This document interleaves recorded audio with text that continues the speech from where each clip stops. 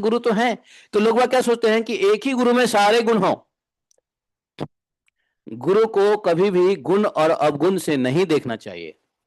जो व्यक्ति गुण और अवगुण देखा, गुण भी नहीं देखना है गुरु में, अवगुण भी नहीं देखना गुरु में, क्योंकि गुरु तत्व एक ही है। जैसे करंट, करंट हमारे घर में हो या आपके घर में हो, एक ही तत्व है।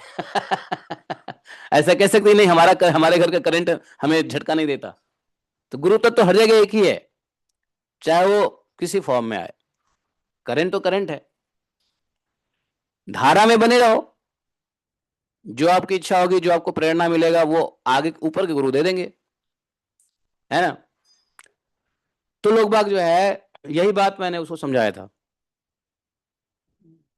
इसको मैंने यहाँ पे प्रसाद हो रहा था, सामने बैठा, मेरे सामने बैठा खाने के लिए, मैं सामने बैठा, मैं बड़ा मन को मनाया कि नहीं कुछ बोलूंगा, लेकिन मन से प्रेरणा नहीं, सच्ची बात तो बता ही देनी चाहिए, तो है कि नहीं। तो मैंने अपने गुरु परंपरा को प्रणाम किया, वांछा कल्प किया, उन्हें बोलना शुरू कर दिया। खा रहा था, मैं बोल रहा था।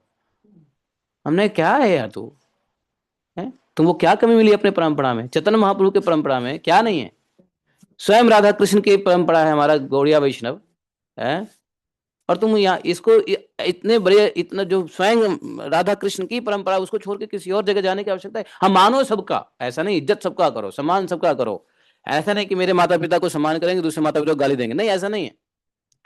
लेकिन अपने बाप को छोड़ के दूसरे बाप के पास चले जाना, ये कहाँ की बेवकूफी है ना। बहुत समझाया। अरे तुमको क्या चाहिए यार, तुमको सखी भाव चाहिए था, तुमको रस चाहिए था, रस हमारे रस बैठे ना, रस देने वाले हैं ना। कौन सा गुण चाहिए जो हमारे गुरु परंपरा में नहीं है, बताओ। जैसे मान लो कॉर्पोरेट में क्या होता है, एक मैनेजर अगर आपको हेल्प नहीं करता है, तो उससे ऊपर वाला मैनेजर आपको हेल्प करता है, हैंड होल्डिंग कर लेता है। तो यहाँ गुरु का तो लाइन लगा हुआ है, ब्रह्मा जी से लेकर नीचे प्रभुपाद जी, और प्रभुपाद जी के शिष्यों तक लाइन लगा पड़ा है। आपको जो चाहिए, अगर वो एक गुरु नहीं देगा, तो उसके ऊपर गुरु आपको हाथ पकड़ के दे देगा, ले।